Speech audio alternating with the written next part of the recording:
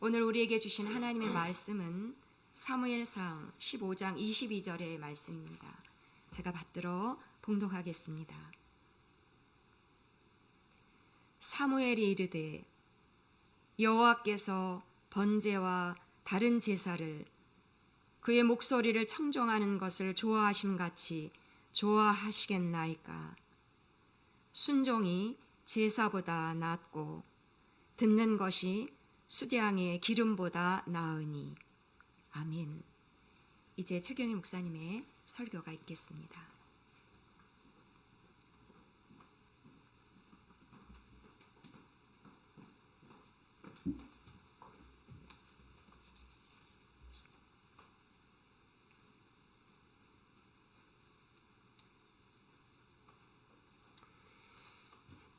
사무엘서 우리가 지금 읽고 있습니다. 사무엘상 통독 끝났고 사무엘하 시작됐는데 여러분 열심히 다들 잘 읽고 계신 것 같아요. 저는 이거 하면은 다들 읽을까 그런 생각했는데 그래도 대부분 열심히 매일매일 그렇게 읽고 계신 것 같습니다. 이 사무엘서를 읽기 때문에 사무엘서를 어떻게 하면은 잘 읽을 수 있을까 하는 관점에서 말씀을 드리고 있습니다. 사무엘서의 주요 인물은 사무엘, 그 다음에 사울, 다윗 이 세 사람입니다.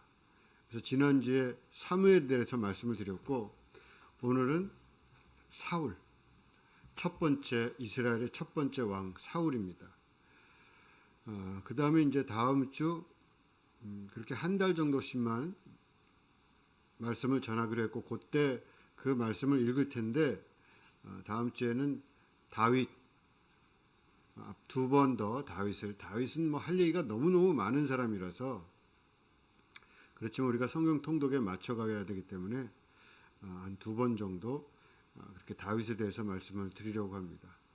다윗에 대해서 그냥 전반적으로 성경 통독에 적합한 방식으로 다윗을 상기시키는 의미로 그렇게 이야기하고 사울도 마찬가지로 오늘 그 전 인생을 사울이 어떤 인생을 살았나 이렇게 상기하는 그러면서 우리가 성경 통독하기에 좀 머릿속에 정리되고 편안하게 하기 위해서 그렇게 말씀을 드리겠습니다. 사울을 하면은 첫 번째 왕이죠. 이스라엘의 첫 번째 왕. 사울 이전에 이스라엘을 다스리던 카리스마는 사사라는 사람, 사사. 사사들은 주로 어떤 이스라엘이 사건이 터지거나 어떤 일이 있을 때 판단을 하거나 전쟁을 하는 사람들입니다. 수시로. 그러니까 대규모의 국가적인 상비군을 갖춘다든가 행정력을 갖추고 있는 사람들이 아닙니다. 그러다 보니까 임시로 있는 직책에 가까워서 어떤 사태가 급박하게 났을 때 처리가 늦고 힘들어요. 그러니까 이제 사람들이 왕을 요구합니다. 왕, 상비적으로 우리를 지켜줄 어떤 체제, 조직 이런 것들이 필요하다. 그것을 관리할 왕이 필요하다. 우리에게 왕을 주십시오. 그런데 사무엘은 그것을 별로 좋아하지 않죠. 그러나 그 요구가 계속 되기 때문에 결국은 왕을 선택합니다. 그래서 첫 번째 뽑은 왕이 사울이라는 사람입니다.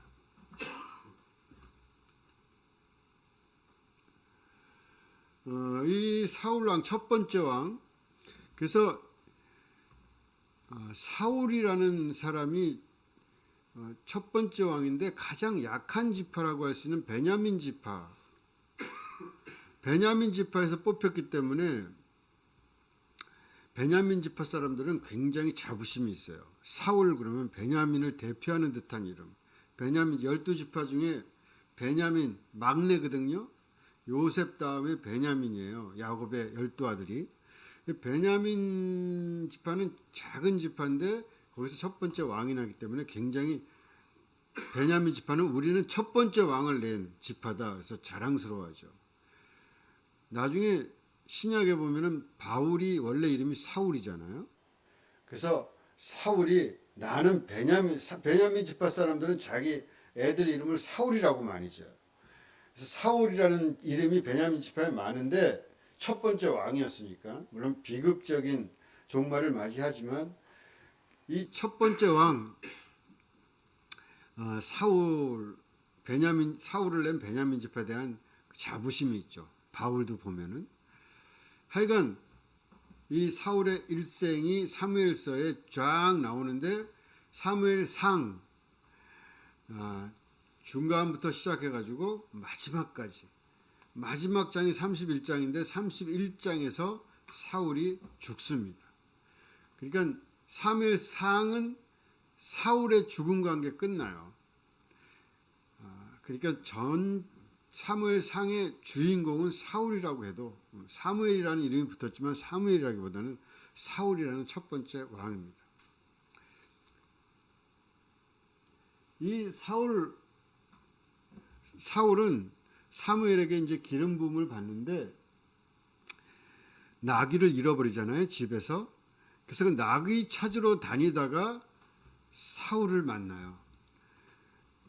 그리고 거기에서 사무엘을 만납니다. 그래서 사울이 거기에서 사무엘로부터 기름 부음을 받죠.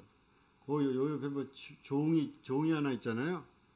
그 종이 사무엘을 한번 만나십시오. 위대한 선지자가 있는데 선지자 그 마을에 오는데 성에 들어가서 사무엘을 만납시다.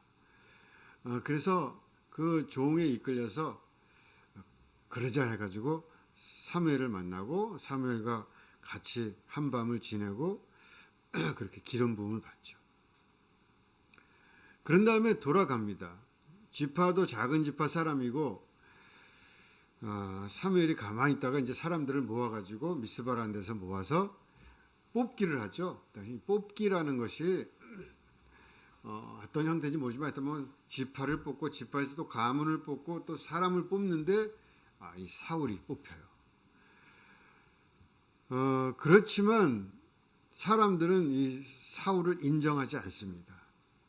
뭐 저런 조그만 지파 사람이 우리 잘하고 있는데 뭐 왕을 삼겠다고 저 사람을 그래가지고 빈정빈정거리고 인정을 잘 안 합니다. 제비뽑기를 해서 왕으로 선출됐는데 그러고 나서 사울이 결정적으로 강력한 왕으로 그렇게 추앙되는 일이 벌어지는데 그게 길르앗에 있는 야베스에서 일어난 전쟁이에요. 그래서 저 위쪽에서 그 시리아가 쳐들어오는데 이 나하스라는 암몬 여기 쳐들어오는데 쳐들어올 때 이 아주 나하스가 들어와서 하는 말이 니들 우리가 지금 들어왔는데 요단강 동편에 있거든요. 거길 쳐들어오면서 니들 눈을 다 하나씩 빼면은 우리가 니네 평화롭게 살게 해줄게 막 이런 식으로 막말을 하면서 무시무시하게 쳐들어오니까 이 나베스 사람들이 요단강을 건너와서 우리가 이런 일을 겪고 있다. 우리를 좀 제발 도와달라. 그때 사울이 밭을 갈고 있다가 밭을 갈고 있다 소를 잡아가지고 각을 떠가지고 그걸 지파별로 쫙 보내요. 그러니까 아직까지 왕이 아니라 사사 같은 거죠. 그렇게 왕으로 추앙을 받았는데도 불구하고 자기 집에서 밭을 갈고 있으니까 그러다가 그 소를 각을 떠가지고 지파별로 다 보내가지고 그 고기 덩어리를 보이면서 이제 우리 동족이 이렇게 전쟁을 하게 됐는데 우리가 모여가지고 전쟁을 해야 된다. 만약에 여기 합세하지 않는다면은 이 고기 덩어리처럼 만들어주겠다. 거기에 이스라엘 이 지파들이 동참을 합니다. 그래서 사람들이 많이 모여가지고 가가지고 길앗에 가가지고 길앗 야베스 사람들을 구합니다. 그 사건 때문에 사울이 왕으로 정말 왕 같은 왕으로 추앙을 받고 그때 비로소 어떤 중앙 집권적인 그런 체제가 왕권이 확립되기 시작해요. 그 왕권을 처음 세운 왕이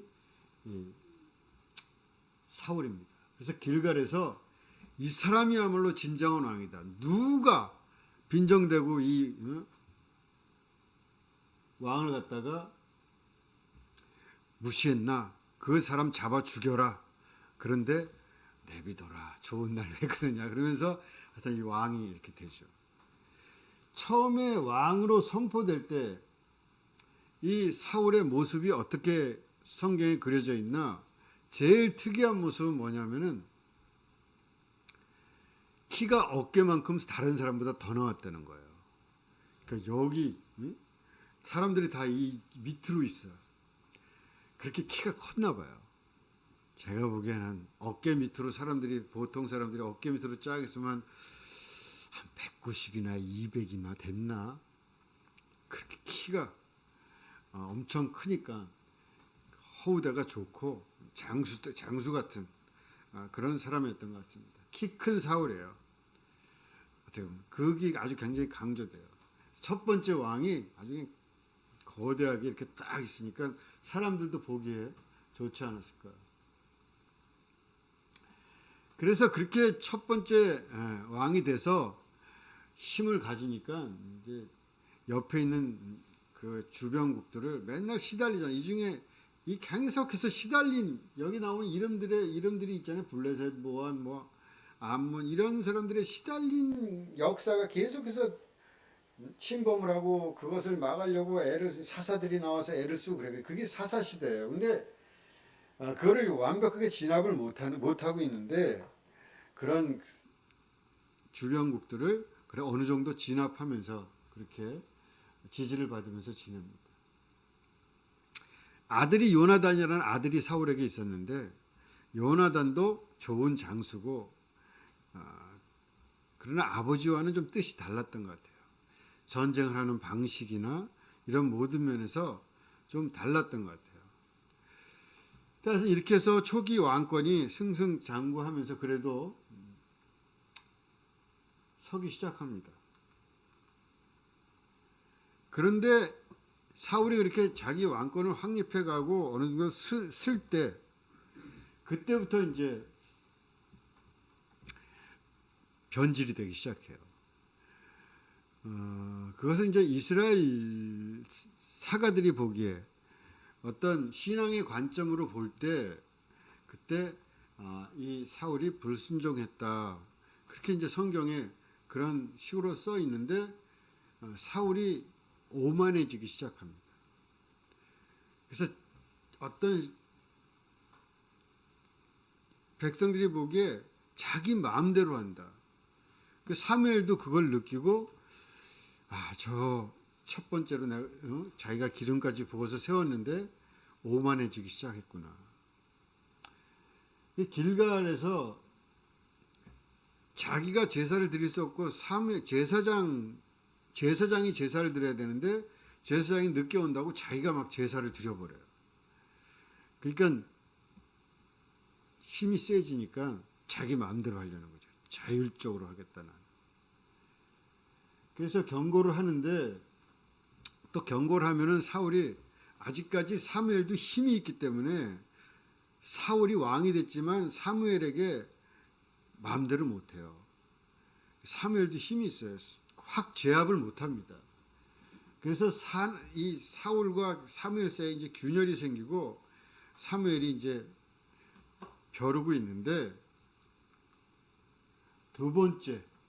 첫 번째 그렇게 제사를 확 지내버린 거에서 지나서 두 번째 결정적인 잘못을 저지른 게 뭐냐면 아말렉과의 전쟁입니다.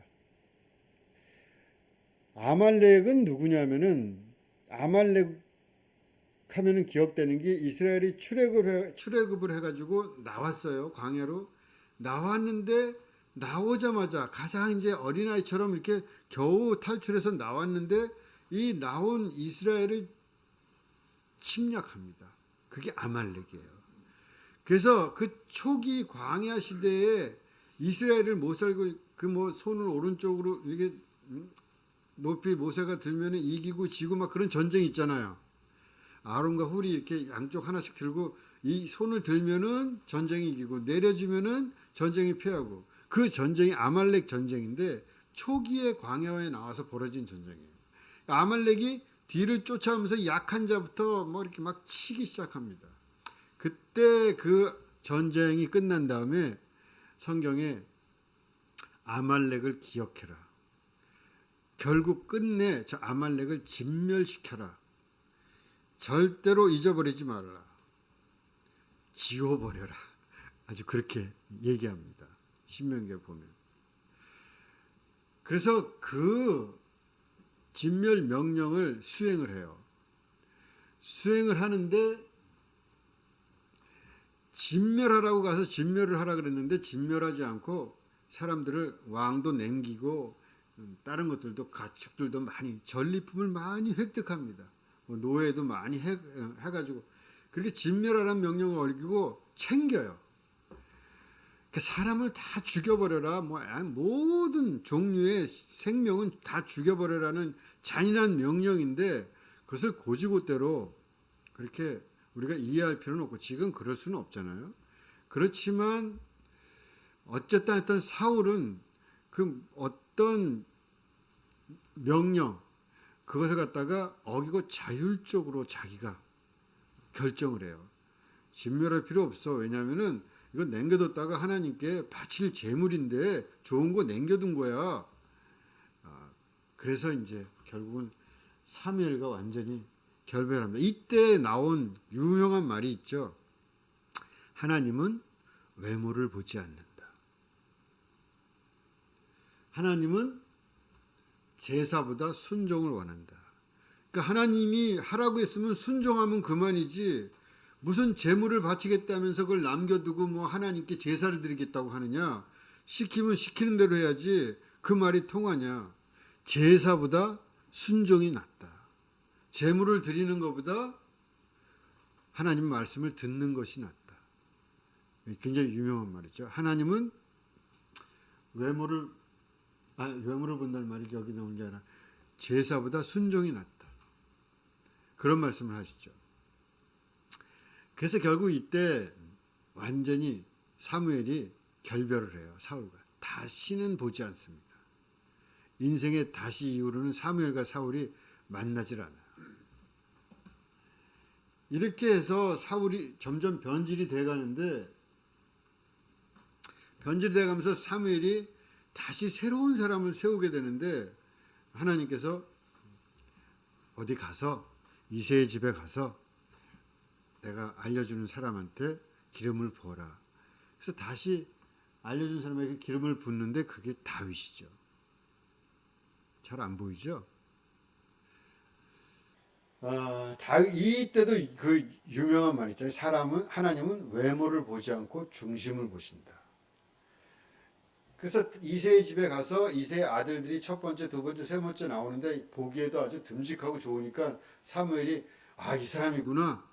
그랬더니 아니다. 그러면서 하나님께서 하시는 말씀이 나는 사람의 외모를 보지 않는다. 중심을 본다. 그러면서 막내인 8번째 다윗을 선택합니다. 그래서 다윗에게 기름을 부어요. 이때 다윗이 기름 부음을 받고 왕의 점지를 받는다 할까? 그렇지만 숨기고 사는 거죠.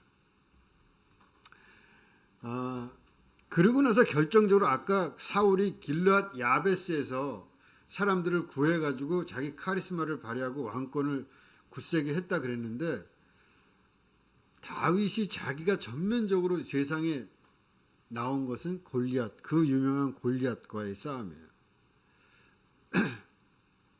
그 골리앗과의 싸움에서 한 유명한 말이 또 다 읽으면은 너는 칼과 창과 단창으로 내게 나아오거니와 나는 만군의 여호와의 이름 곧 내가 모욕하는 이스라엘 군대의 하나님의 이름으로 내게 나아가노라.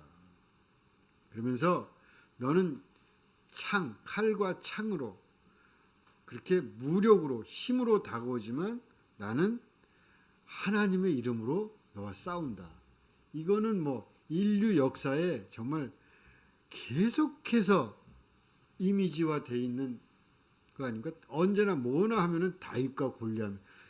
좀 약해 보인 사람이 강한 사람이랑 싸움이 붙었을 때 이건 다윗과 골리앗의 싸움이다. 그런 말 많이 하죠. 우리 저 조선소도 크레인이 뭐예요? 골리앗 크레인, 그 큰 크레인을 골리앗 크레인이라고 그러잖아요. 골리앗이라는 건 굉장히 힘이 센. 근데 여기서 그냥 뿅 해가지고 팍 골리앗이 맞고 그냥 죽었다는 거 아니에요?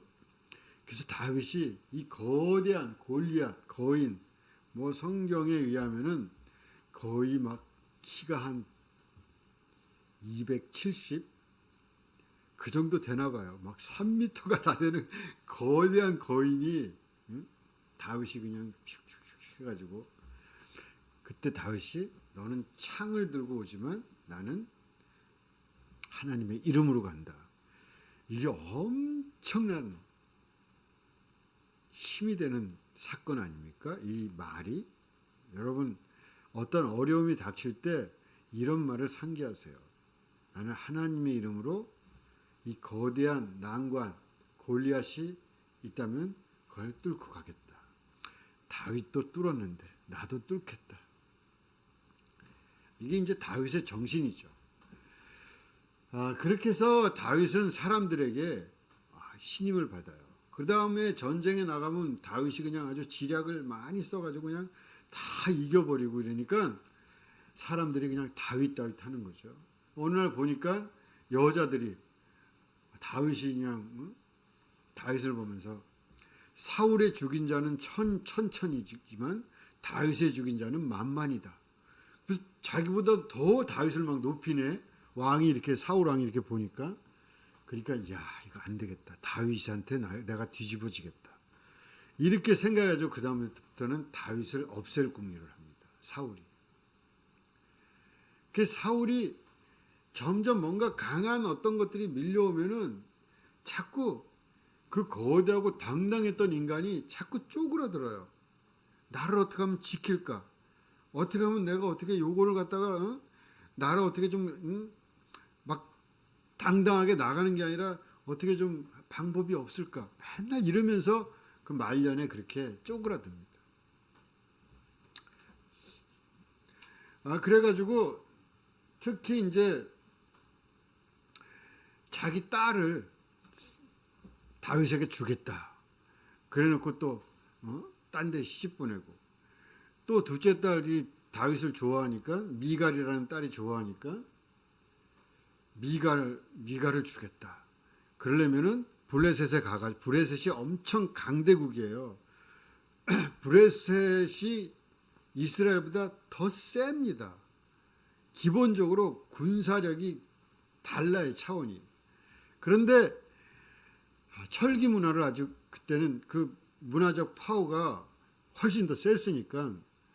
그런데 블레셋에 가가지고 100명의 포피를 떼와라. 그럼 내가 미갈을 줄게. 그래서 다윗이 가가지고 블레셋 남자들을 포피를 200개를 떼가지고 오는 거예요. 그래도 할 수 없이 이제 미갈을 줘요.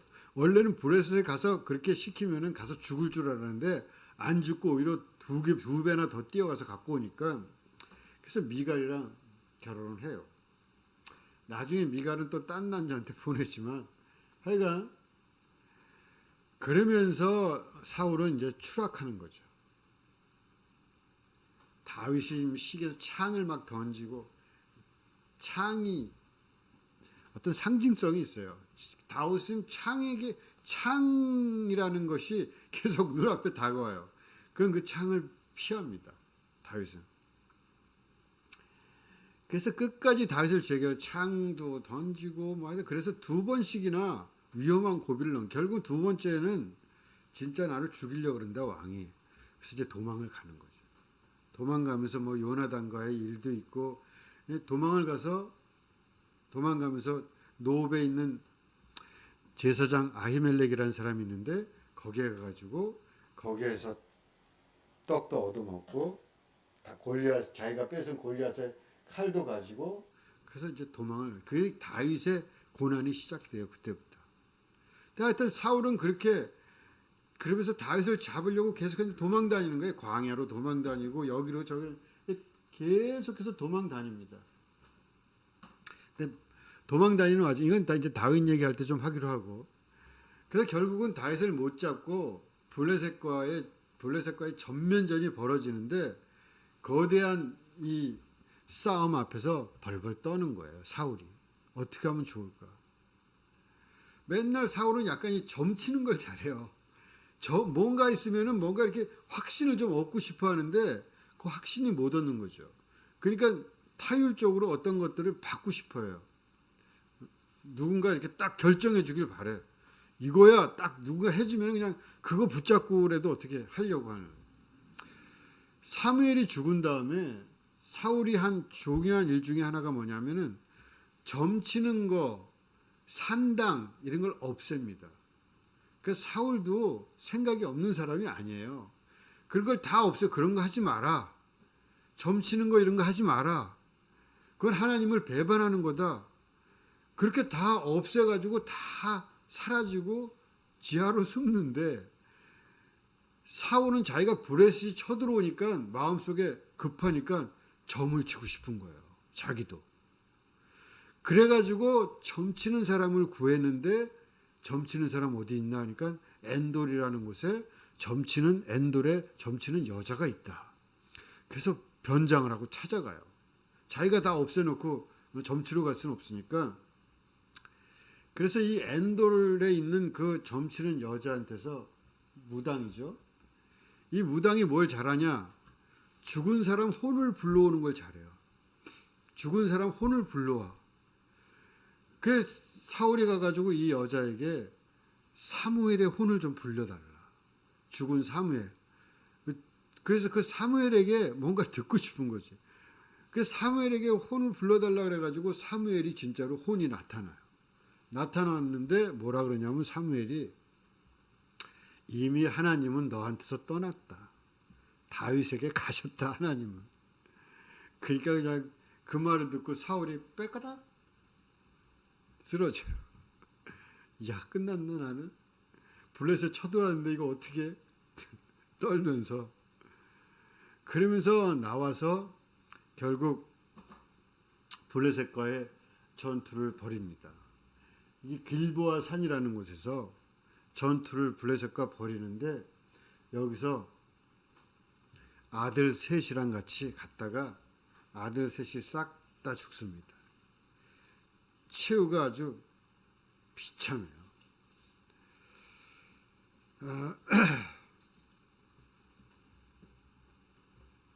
아들 셋 이름이 뭐냐면 요나단, 아까 얘기했던 요나단, 아비나답, 말기수아 이 세 아들이 이 전쟁에서 싹 다 죽어요. 그리고 자기도 활에 맞아가지고 쫓기다가 결국은 자기 무기 든 자라 그러는데 일종의 부관이죠. 그 부관한테 자기가 활에 맞아서 안 되겠다. 내가 저 아말렉한테 잡히겠다. 그거는 수치스럽다. 그래서 나를 죽여라. 그러니까 이 부관이 못 죽입니다. 내가 감히 왕을 어떻게 죽이나. 그러니까 사울이 칼을 놓고 그 위에 팍 엎드러져서 그냥 죽어요. 그걸 본 부관도 자기 왕이 죽으니까 자기도 똑같이 칼을 놓고 엎드러져서 죽습니다. 그 길보아 전투에서 아들 셋과 사울과 자기 부관이 싹 다 죽습니다. 그렇게 말년이 끝나고 맙니다. 나중에 이 소식을 듣고 다윗은 조가를 지어가지고 슬퍼하죠. 하여간 그 키가 그냥 크고 어깨 하나 더 나오는 그 큰 사울이 쪼그라들 대로 쪼그라들어가지고 작은 사울이 됩니다. 맨날 불안에 떨고 권력을 잡으니까 어떤 힘이 생기니까 그 다음부터는 떨어요. 이거 내가 어떻게 되는 거 아니야? 어떻게 뭐 뺏기는 거 아니야? 또 뭐 적이 쳐들어온다거나 어떤 큰 어려움이 있으면은 떨어요. 다시. 큰 사자 같은 사울이 작은 쥐새끼가 돼요. 위기와 두려움이 생기면. 이것이 사울의 전반적인 모습이에요. 사무엘서에 나온 사울의 모습은 전반적으로 큰 사자 같은 키가 큰 장수가 어떻게 쥐새끼처럼 그렇게 변해가는지 그 모습을 그리고 있습니다. 우리도 뭐 믿음이 좋다고 하고 막 이러지만 어려움이 닥치거나 이러잖아요. 두려움이 닥치고 큰 일을 겪고 그러면은 사람이 쪼그라들어 가지고 당당하게 믿음을 가지고 나가질 못해요. 그러면 안 된다. 뭘 제일 쪼그라드냐? 나이가 들면은 제일 쪼그라드는 게 말년에 어려움 겪으면 안 된다. 그래서 내가 그거를 갖다가 준비 안 하면 안 된다. 그래서 맨날 불안에 떨어. 이거 어떡하나? 뭘 해도 해놔야 되는 거 아니야? 맨날 덜덜 떨면서 당당하게 이렇게 가지 못하고 그럴 때가 있죠. 제가 보기엔 그게 제일 큰 문제가 아닌가. 나이 들면서 사람들이 그런 생각이 들어요. 또 죽을 때 어떻게 잘 죽어야 되는데 내가 또 치매라도 걸리면 어떡하나. 또 들어 누우면 어떡하나. 자식들한테 또 내가 짐이 되면 어떡하나. 내 처지가 초라해지면 어떡하나. 그 걱정, 그 엄청나게 큰 두려움이나 걱정 아닙니까? 삶의 모든 일에 외부에서나 혹은 자연적으로 진행되는 어떤 일들에 사람은 두려움에 떨게 돼 있어요. 결국은 그게 뭐 내가 왕이 돼서 그 두려워한다든가 전쟁이 나서 두려워한다든가 그걸 떠나서 인간 자체가 삶이 어떻게 보면 하나의 전쟁이고 병이 날 수도 있고 죽음이 올 수도 있고 모든 것들이 큰 것들이 나에게 닥쳐오는데 그때 어떻게 살 것인가. 그런 생각을 좀 할 수 있지 않을까 싶습니다. 그때 쥐새끼처럼 될 것인가 아니면은 당당하게 걸어갈 것인가. 그 어려움 앞에서 두려움 그냥 당당히 그냥 가면 되지. 뭘 떨 건 없다. 떨어서 이렇게 해볼까 저렇게 해볼까. 뭐 맨날 주식을 사야 되나 마야 되나. 요즘 주식 안 사면 바본데 이거 주식 안 사서 나 이거 정말 저 사람 주식 샀대는데 막 2배 올랐다는데 이건 나만 뒤떨어지는 게 아니야. 맨날 노심초사하면서 그렇게 살지 마라. 사울처럼. 그냥 그 사람이 잘 살고 행복하게 사느냐. 내가 또 나중에 아프면은 병이 나면은 병을 겪으면 돼요. 그냥. 너무 불안해할 거 없어요. 다 그렇게 사는 거지 뭐. 병 나면 겪는 거지 어떡합니까. 죽음이 닥쳐온다? 그럼 잘 죽으면 그것으로 되는 거예요. 내가 초라하게 또 어떻게 되는 거 아니야? 덜덜 떨 필요가 뭐가 있어요. 덜덜 떤다고 되는 것도 아니고. 맨날 어떻게 하면 준비할까? 계속 그런 생각하면서 초라하게 보내지 말고 당당하게 그렇게 하나님과 함께 가라.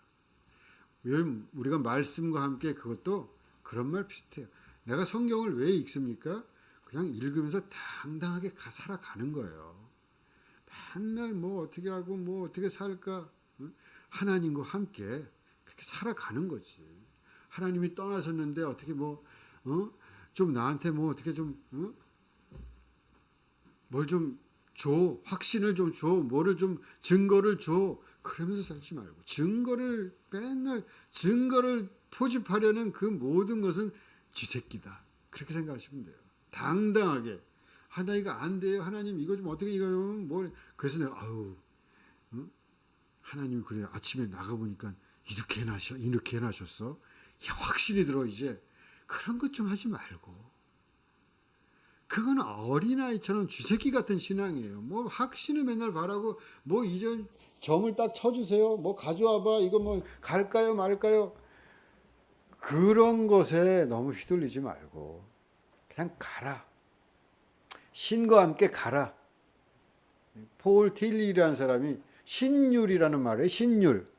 사람은 타율적으로 사는 어린아이 같이 중세처럼 이거 딱 그 계명을 준다든가 명령을 따라서 명령을 받는다든가 그런 타율적인 인간, 그것도 안 되고 자율적인 내 마음대로 하는, 약간 사울도 비슷하죠. 자기 마음대로 이제 하려고 그러고 내가 이제 뭐나 된 듯이 여기고, 그런 자율적인 인간이 아니라 신율, 신의 법, 신의 법이라는 건 다른 게 아니라 자율적으로 가지만 하나님과 함께 간다.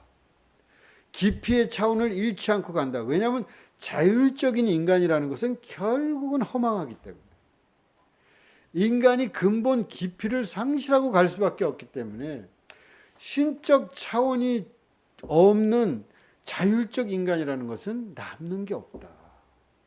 가진 것 같이 생각하지만 결국은 인간만의 차원에서는 남는 건 없다. 그러니까 신율이라는 건 타율적인 뭐 주는 대로 하는 그런 거, 점 본다든가 무슨 눈에 보이는 대로 확신을 가질 만한 무슨 증거를 좀 확보한다든가, 그게 아니라 보이지 않지만 깊이의 차원을 가지고 당당하게 끝까지 해결해줘서가 아니라, 해결받으려고 너무 하지 마세요. 그건 타율적 인간이에요. 쥐새끼입니다. 확신이 내가 점친다, 에봇을 가져와라, 전쟁하러 갈까요 말까요, 이거는 진짜로 점을 쳤다, 고대에 물론 그런 게 없지는 않았겠지만 점을 쳤다기보다는 확신을 가지면 하나님과 함께 간다, 그 말이에요. 무슨 뭘 보여달란 말이 아니라. 그러니까 우리 삶의 어려운 문제들, 특히 큰 일들이 닥쳐올 때 당당하게 가라. 아무것도 아니다. 결국 인생에서 그 모든 것은 잘 하나님과 함께 걸어가면 되는 것이지, 떨지 마라. 떨어서 작은 사울처럼 그렇게 되지 마시라. 그 말씀을 드리면서 오늘 사울 이야기는 마치겠습니다. 다음에 다윗 이야기를, 사무엘서 지금 하를 읽고 있잖아요. 거기 이제 계속 다윗 이야기예요. 물론 상부터 나오지만 계속 다윗 이야기가 나오는데, 아마 이번 주 읽으면은 사무엘 하도 끝나니까 읽으면서 다윗이 어떻게 살았나 한번 이렇게 잘 살피면서 읽어보시기 바랍니다. 잠깐 묵상하겠습니다.